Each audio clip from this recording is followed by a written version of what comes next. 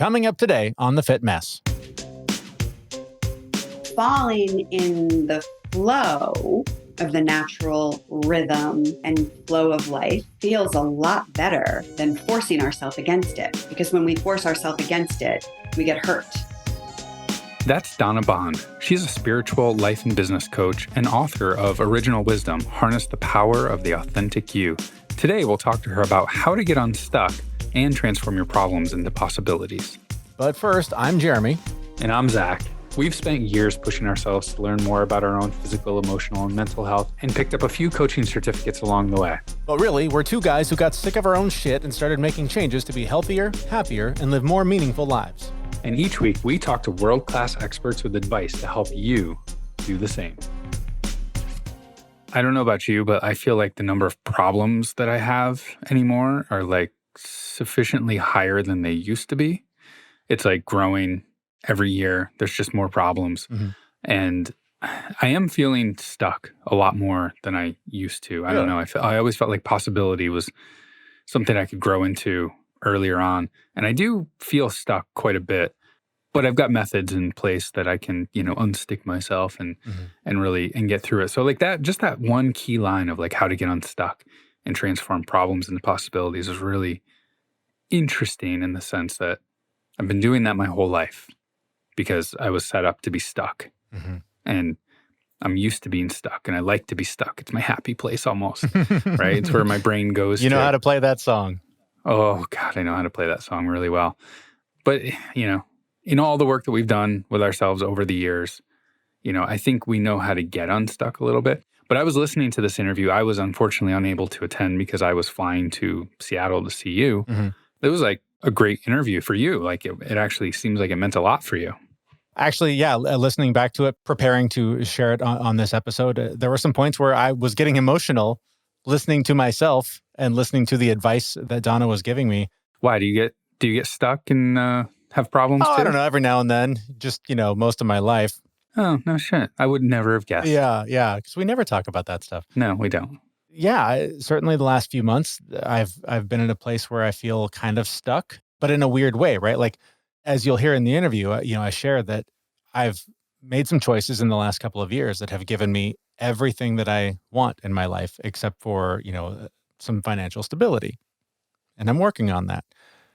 But that just leaves the question of, once I do resolve that issue, once I accomplish that goal, what's the next thing? What's the next thing? So I've got to find ways to just settle in and enjoy the journey. Enjoy the journey, I know. But look at Maslow's hierarchy, right? Like there are certain things that you do need to meet in your life in order to be comfortable and enjoy that journey. Right. Having the finances to support your life is one of those things that make you comfortable. Like you do need to meet that need. So yes. So get it. But I think the point we're trying to make is like, we're all human. We all have things that hold us down and we have problems and we have issues that we need to fix. We have goals and we have things that we want to be better. And we're always in that mode of just progressing as a human being. Mm-hmm. And I love the one part in the interview where they told you to take a deep breath, right? As long as you're taking care of your body, like doing the things you need to do, you'll have the energy, you'll have the power and the momentum to actually get out there and do it.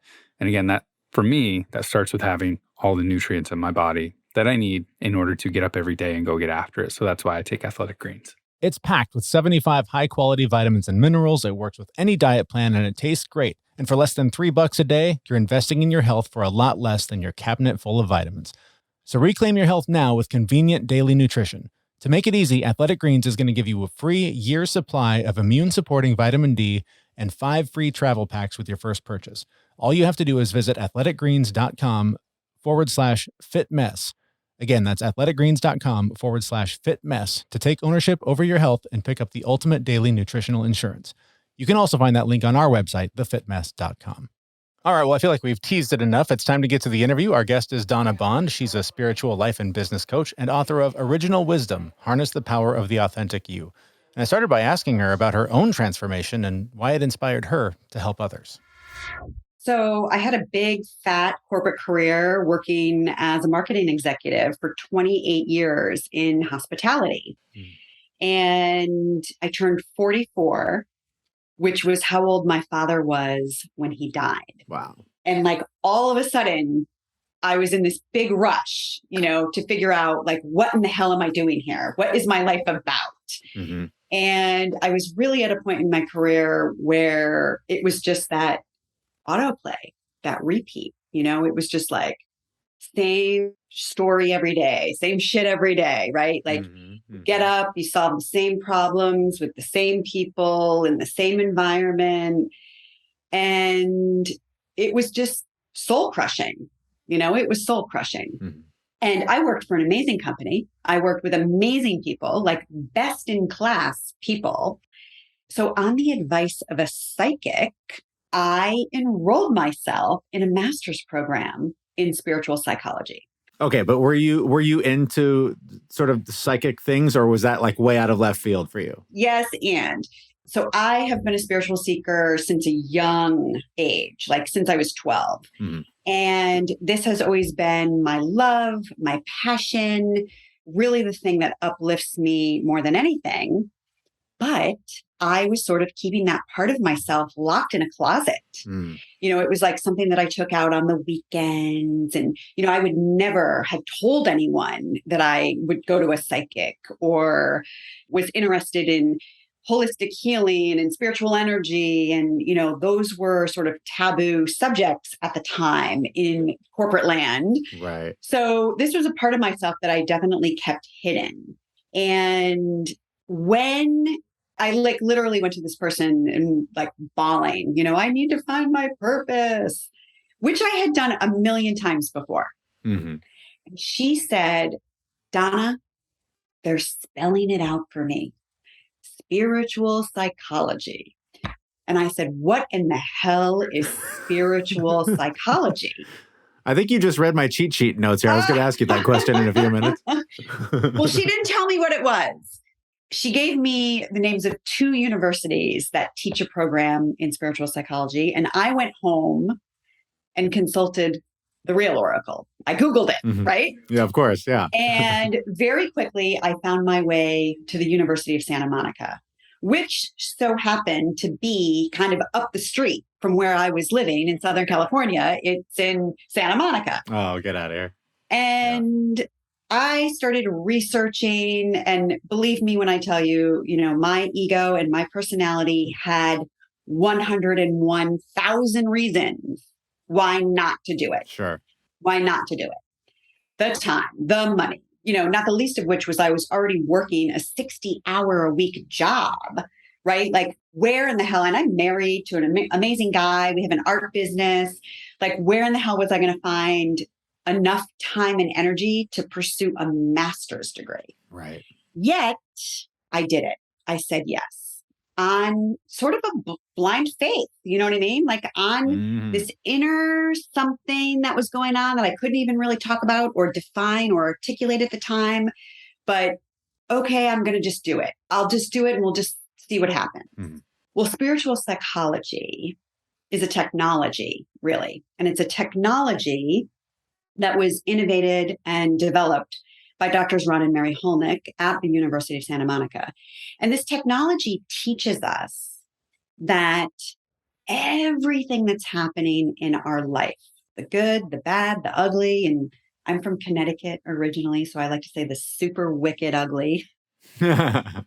Everything that is happening as a beautifully designed opportunity, giving each of us the chance to grow and learn and evolve. And when we begin to see our life through that lens, that everything is offering me a chance to expand my horizons, essentially, I immediately put myself in a seat of empowerment rather than feeling victimized by life's happenstance, by life's unpredictability, by life's craziness. And the ego doesn't like this, right? This is hard for us to get our heads around. And this is where the spiritual piece comes in, that we have the opportunity to recognize we are so much more than our thoughts, than our feelings, than our behaviors, that there is this whole other part of ourselves, right? Our soul. or what I call our original wisdom. There's this energetic essence that is breathing life into you. Whether you want to recognize that or not, it's animating your physical form. It's animating your beingness. And if that energy were to leave you, then your body would drop dead and be in a hump on the ground, right? Mm-hmm. So there's this other part of us that we often overlook. And this part of us, this higher essence, wants to be included in our life, wants to participate with the experience that we're having here on planet Earth, because this is the part of us that sort of holds the keys to the kingdom. Mm-hmm. This is the part of us that has our lesson plan, essentially, that knows all of the reasons why we came to this life. You know, if we came to this life to learn about compassion or humility or perseverance or resilience, then life is going to set up for us opportunities for us to learn these things, Mm-hmm. right? And each soul holds the key to what that looks like. And so the work that I do with my clients is supporting them in making those discoveries. So I'm sure that is more than a 30-minute interview question to answer, Sorry. but how do you discover that, right? I mean, our heads and our hearts, I think, are filled with all kinds of messages and ideas and thoughts. And I know for me, part of the practice has been learning to let go of most of them and listen to the ones that come from a deeper place than just, you know, the racing around in my head. So how do you identify that inner wisdom, that original wisdom versus what is just our racing, you know, monkey brain trying to keep us alive? Yeah. Well, I love your question.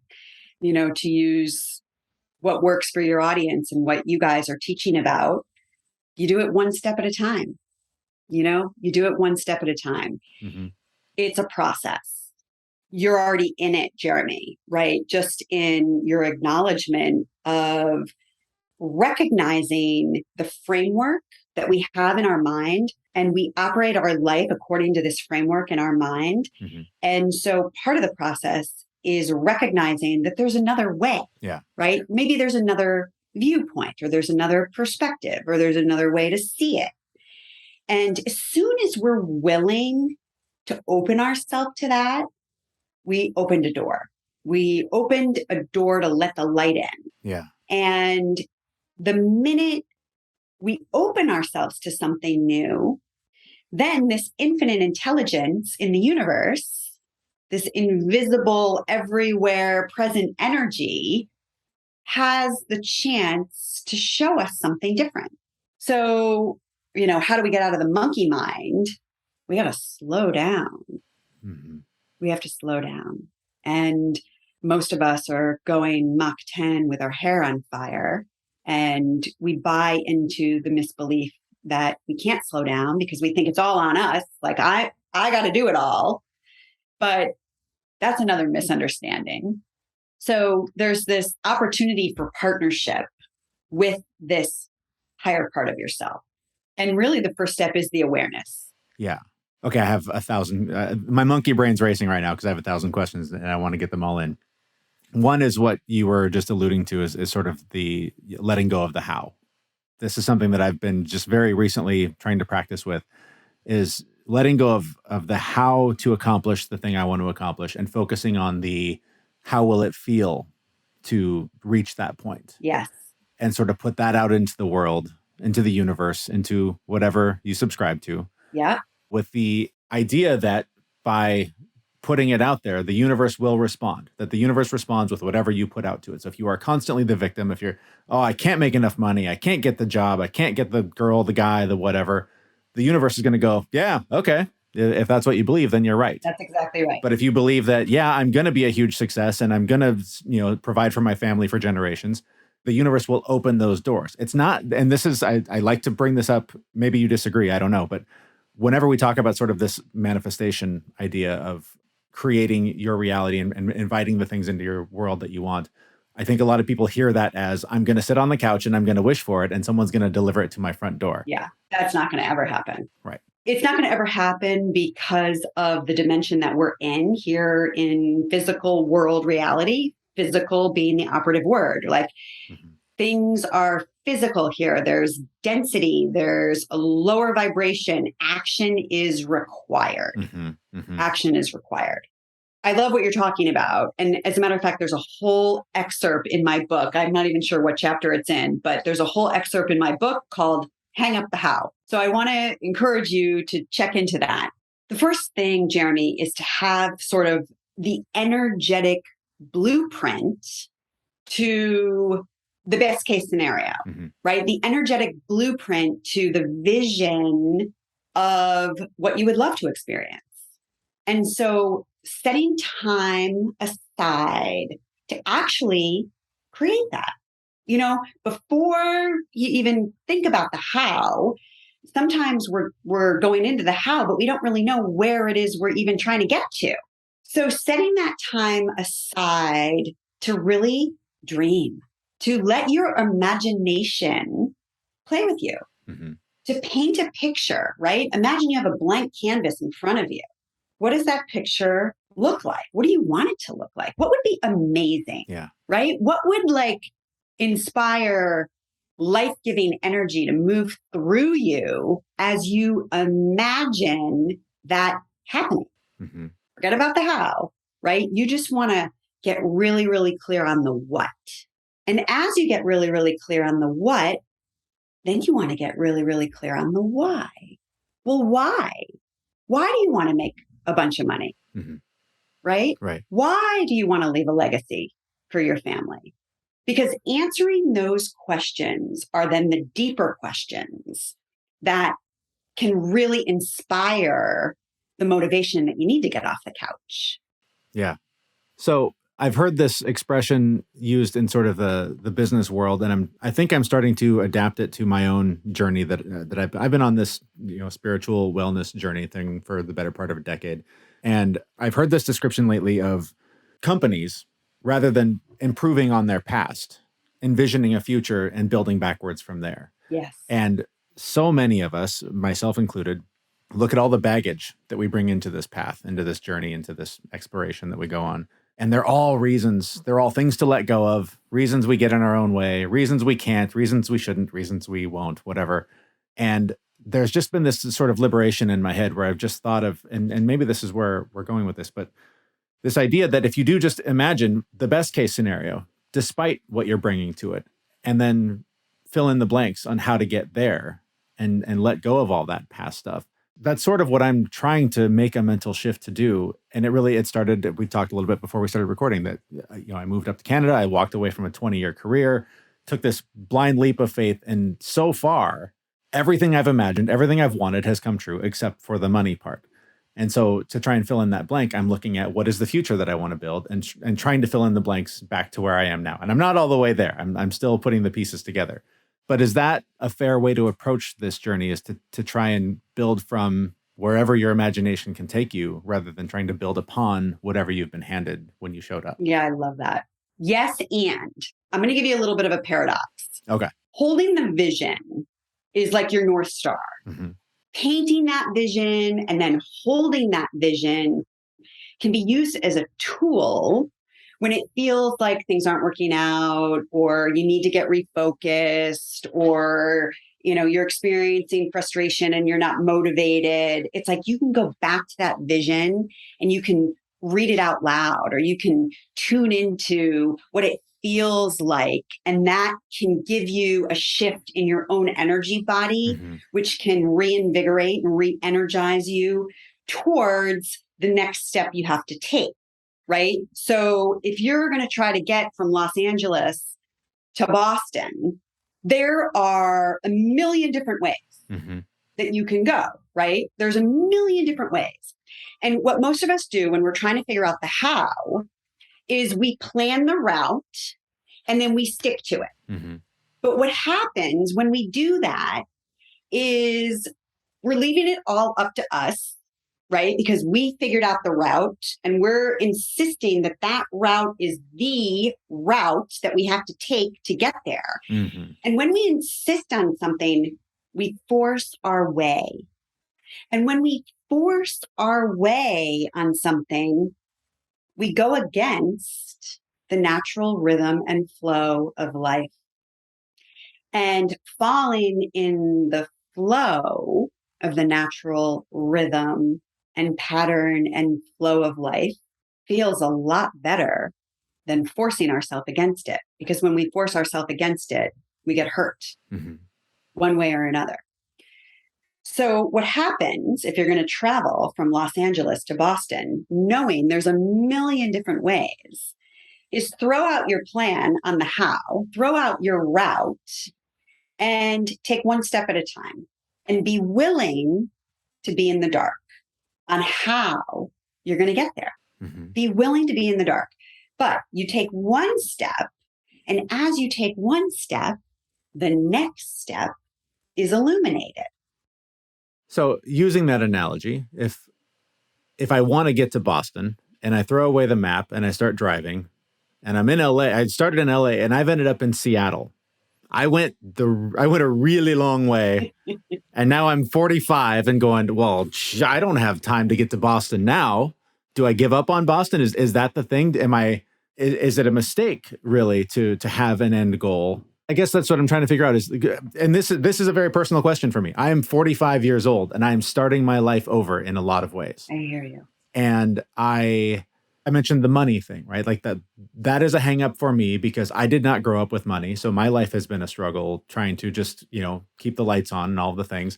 I don't want my kids to continue that. Yeah. I want my kids to have it a little easier than I did. Not because I want them to have an easy life. I want them to have a good life, but I don't want them to ever have the same kind of financial pressure and stress that I've had. And so it's hard for me to let go of that. Like, how do I just go, well, kids, we're going to just trust the universe. Dad's going to just, keep playing podcast and see what happens. Part of this I know is a midlife crisis, just like, how do I figure this out at, 45 and starting over? But I guess it's hard for me to let go of that end goal of solving that problem because it feels wildly irresponsible to just be like, I'm just going to do my best and hope it all works out. Like, I feel like I need to force my will to accomplish the thing I want to accomplish. So I'm not exactly sure what my question is in all of that rambling, but if you can help me sort that out, that would be helpful. Take a deep breath. Yeah. Take a deep breath. When you really call upon the wisdom and the guidance of your own inner knowing, Jeremy, what do you know? What's true for you? I know that right now I have everything I need. Beautiful. And I believe it's fair to say my family has never been happier. Beautiful. Wow. So just take that in. Wow. And this is where the baggage of my life comes in and says, but it's all going to slip away at any point. Okay. What do you want to say to that voice? Maybe that's an old story. That is an old story. And I guess that's what I'm seeking here. What I'm seeking here is what I believe it was in The Big Lebowski was referred to as fuck you money. I want to be able to tell that story of me that it's all going to go away. No, it's not, because I have the power to control it. What if you were to befriend that voice? What part of you is speaking, right, with that voice? The part of you that has been disappointed, the part of you that is fearful, the part of you that doesn't believe in yourself. There's a lot of it, but I know almost every time I go down this path, I end up the 12-year-old version of me watching my parents divorce and watching everything that I knew as insecure and, bad as it was because of their dynamic. Yeah. But it comes back to that moment where everything I knew, even though it wasn't great, was shattered. Yeah.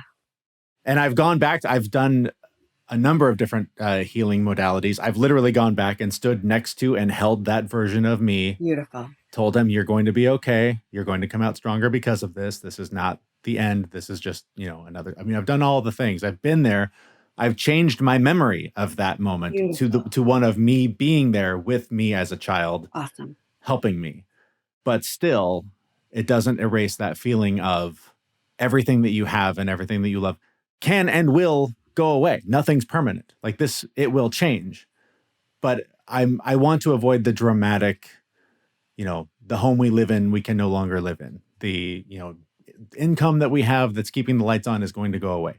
I want to avoid all of that and provide the stability and security for my family that my family as a child did not. What do you get out of it, out of perpetuating the old story? A lot of grief, a lot of stress, a lot of depression, a lot of anxiety, a lot of worry. Are you done with that, Jeremy? I've been trying to be done with it for a long time. Yeah. Relating differently to that voice, when that voice comes up, could be helpful. Mm-hmm. When that voice comes up, probably makes you work harder, right? Makes you force your plan a little bit tighter, right? Like, and honestly, spin my wheels. It makes me go do something productive, even though you don't know that it's going in the right. It's just something, right? It's making the needle move. Yeah. So you've got to be picking up what it's putting down, right? What if you just stopped believing that voice? What if you were able to relate to that voice with a little bit more understanding, compassion, even some empathy, right? Like that was then and this is now. And I hear you and I hear your fears and I acknowledge you and I hear your fears and we're going to do it different this time. So what does different look like? Well, it looks like I heard you say 10 minutes ago that you have everything you need and your family is really happy. And there's this one other piece that you're still in the process of creating. What if you loved the process a little bit more? Yeah, I was just going to say, I just heard Gary Vee yelling in my head, love the process, man. Because what are you going to do when you get there? Right? Then you're going to have stupid money. Then what? Right. Then what are you going to do? You're going to stop working? Probably not. You're going to stop podcasting? You're going to stop talking to cool people? Probably not. No, you're right. So love the process a little bit more. Yeah. And I don't want to dwell on this. I have 1,000 other questions, but part of it is, I say this like I'm an old man. I'm not an old man. I'm 45, but 45, to the 12-year-old version of me is very old and is very late to be playing this game. Is it ever too late for someone to reinvent themselves and take that leap and have it turn out okay? I'm about to be 55, so I'd have to say no. Okay, my good journey answer. started when I was 44. Yeah. And I'm kind of just getting started. That's awesome. That's inspiring. Walked away from the regular direct deposit every 2 weeks. Had to learn about that. And part of my journey was breast cancer. Oh my gosh. I'm sorry. And going through breast cancer a year after I quit my job was a really, really important invitation from the universe asking me if I wanted to do it different, right? Because in corporate land, you kill yourself. Yeah. Just like part of the program, right? You get up every day, you don't eat right, you don't sleep right, you live on bad food, old coffee, you're too busy to take care of yourself, all of that. So I left the corporate arena with this sort of same framework of like, if I'm going to make it in the world, that's what I got to do. I got to kill myself, which is what my father did. Yeah. Which is what my father did. He was a workaholic and he died of lung cancer at the age of 44. And so life was like, oh, do you want to repeat what he did? Yeah. And it was at that moment that I said, no, I'm not willing to do that. I want to do it different. And this is now bigger, longer, giant can of worms, like door that I'm opening. But I'm going to come back to your conversation about manifestation. And part of the illusion here and part of where we go wrong is that we're always trying to get to something, right? Like you're trying to get to this level of wealth, or you're trying to get to Boston. What really has to happen is that you have to come from it. You have to sort of like assume the sail, if that makes sense. Mm-hmm. You've got to be it, and you've got to be it mentally and emotionally so that you start vibrating at it physically. And then the law of magnetic attraction, which is always happening on this planet, is just going to bring into your awareness that which you are the match to. Mm-hmm. So in your scenario, if you're dumping a bunch of your energy, your attention, your life force into, I don't have enough money, I don't have enough money, I don't have enough money, then you're not going to have enough money. But what if you started giving some love to the money that you do have? Mm-hmm. Giving some acknowledgement, giving some gratitude, some appreciation. You see where I'm going with this? Oh, yeah, right? For sure. You're flipping it on your head. Then you're like loving your money, no matter whether it's $1 or whether, Right. it's $1 million. It doesn't matter.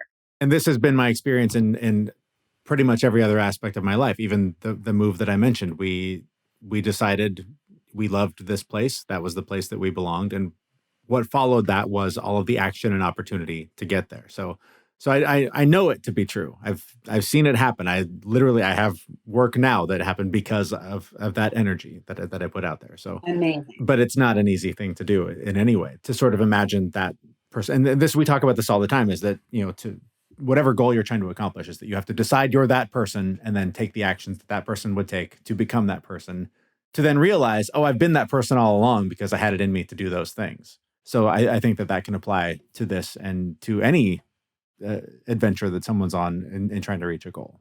How would your life be different if you had this, stupid money? It would alleviate a lot of stress. It would allow us to have stability of knowing more that we couldn't, have a house. Because like right now we rent a house. We rent the house that we love. We want to be able to buy one so that somebody can't come in and say, hey, we need to do something else and you need to move. That's a big piece of it. And then it's also just knowing that my kids are going to be okay when I'm gone. Those are kind of the big things. And how old are they? 11 and 7. So you've got some time. But it doesn't feel like it. I hear you. Yeah. I hear you. So when I left the steady paycheck and became an entrepreneur, and I didn't go right into coaching, by the way, because Mm-hmm. I didn't see myself as a coach. I didn't think I was going to like coaching. It was not what I did. I hung out a shingle as a marketing consultant. Mm-hmm. And because I had contacts and I could make money that way.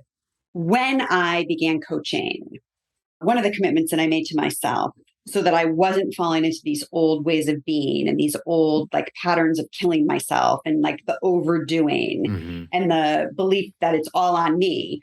One of the things that I did was I said, once a month, I'm going to goof off in the middle of the week, like on a Tuesday. Mm-hmm. Or a Wednesday. Like I'm going to plan a spa day with one of my girlfriends and I'm going to completely remove myself from, the 100,000 things that I could be doing on or in my business. And I'm going to go out and I'm going to play. And what happens to us when we do that is we get out of the stress. Yeah. We emotionally, physically, and mentally put ourselves at a different vibration because now we're in a place of play. We're in a place of relaxation. We're in a place of receiving.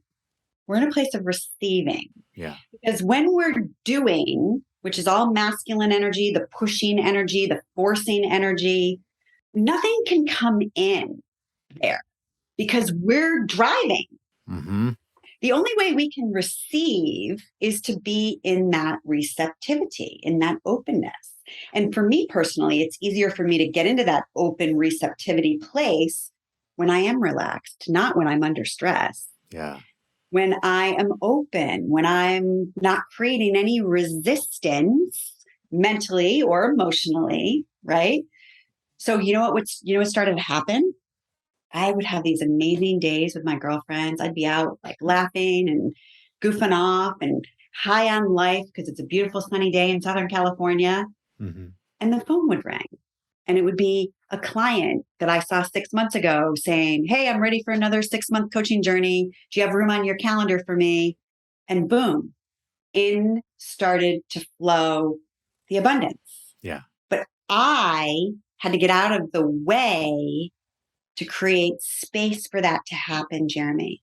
Two things about that. One, the contrarian in me, the doubter who's hearing that is going, so you're saying screw around, go take off, take a spa day, and work will show up on the other end of the phone. In your case, that is what happened. Yeah. So I want to touch on that, but I want to just also say, literally last week, I took 2 days off. One was had to take my kids somewhere in the morning, and anyways, we just went, you know what, screw it, we're just going to go for a hike after that. We're going to go check out the water park and see if it's something you guys would want to do at some point. And it was just a super fun day. And it was just one of those days where I went, this is the life I created. Is one that I went, I can just decide to do this today because that's what I want to do. Amazing. And then Friday, I woke up and went, oh man, I took Tuesday off. So I've got all this stuff I should do. And there were all these pressures of things that needed to happen. But it was getting in the way of being with my family and helping my family get done what we needed to get done. And so I turned to this book that I use all the time for guidance. I turned to the gurus that I follow. And just as I sought them out, all of their answers were, let go. Just let go of that shit and go with it. And so I did. I took another day off and went, I'm just going to take care of the family. And it worked out great. It was awesome. So far, the phone hasn't rang with, the big contract. Maybe that's coming next week. I don't know. But maybe. So help me out with that doubter. And I guess the second part of that was just sort of validating that the work I've done has created this life. Yes. Well, you just said it, right? The work that I've done has created this life that I have. Mm-hmm. So let that be your evidence. Let that be the substantiated proof in your life that is helping you rebuild an old belief system, mm-hmm. a belief system that will lead to death. I'm here to tell you, right? Yeah. A belief system that will lead to killing yourself, which is how society operates. But who's having any fun? Right. Who's thriving, really? Even I coach a lot of very wealthy people, a lot of people with stupid money. Yeah. And they're no happier. They're no happier because they're still, I'm going to say, a victim of their own cage. Mm-hmm. And the cage is one that we keep ourselves in, but you're the one who's got the key. Right. Yeah, and I feel like I've gotten out. I feel like I got out of that cage, other than this one thing that I need to let go of. I feel like I've gotten way out of interview mode and way into just talking to you because the work you do is fascinating and it's very applicable to my life. What have we not touched on that is important that you want to make sure people know about this work, your work? What have we not gotten to that you want to make sure people hear? Yeah, thanks, Jeremy. Well, my book, Original Wisdom. I hope that you'll add that to your list of, the gurus you're checking into when you need to hear the right thing at the right time. Yes. Original Wisdom, Harness the Power of the Authentic You. You can find it on Amazon. You can find it at Barnes & Noble. You can find it on donnabond.com. Yeah, I hope this was helpful. I hope this was helpful for you. And I acknowledge your journey and the courage that you have demonstrated again and again and again to get yourself where you are today. And this one other little piece of it, it's in the queue, Jeremy. Mm-hmm. It's in the queue. So keep loving that critic, that inner doubter, Mm-hmm. and just let him know that you've got his back. Yeah. Because you're pretty resourceful and you're pretty creative and you've done some pretty amazing things. And so maybe the doubter can start realizing all of which you have created, and you can graduate him over to being more of a believer. I hope so. If I can just ask one last thing. We mentioned that it's small steps, it's doing the little things. What are one or two things that someone listening to this right now, they want to break out of the cage, they want to find the key? Where do they start? Where's one or two things they could do when this episode's over to start on that path? Yeah, they can go to empowertheauthenticyou.com and check out my masterclass, which is a 9-week class where I teach this framework where people have the opportunity not only to hear new concepts and new mindset shifts, but where they get the tools to do the practical application of how to apply this to their life. And over a 9-week period, they have developed a whole new toolbox that can stay with them for a lifetime. A whole different way to relate to themselves and their life. Our thanks to Donna Bond. She's a spiritual life and business coach and author of Original Wisdom, Harness the Power of the Authentic You. You can find links to her and her work in the show notes for this episode at thefitmess.com. All right. Well, obviously a very personal interview for me. I crossed the line, I think, from interviewer to therapist's office, but I hope you got something out of that. One of the points that really stuck with me, because it really echoed something that Zach, you and I were talking about, when the mics aren't on, is the idea of sort of putting out into the universe what you want, and not so much like I want X to happen, but finding the feeling that it's going to create when X happens, and sort of sharing that with the universe, that this is the feeling that I'm trying to create so that I can operate from that place rather than, I want to win the lottery or some random thing. So that is something that I had been practicing prior to this interview and have seen some very positive results. I've had opportunities show up that I don't believe otherwise would have happened had I not sort of been operating from that place of how I want to feel once I reach those goals. Yeah, I've had the same thing happen a few times now where I've put it out there and like written it down on paper, like kind of what I want, but how it's going to make me feel.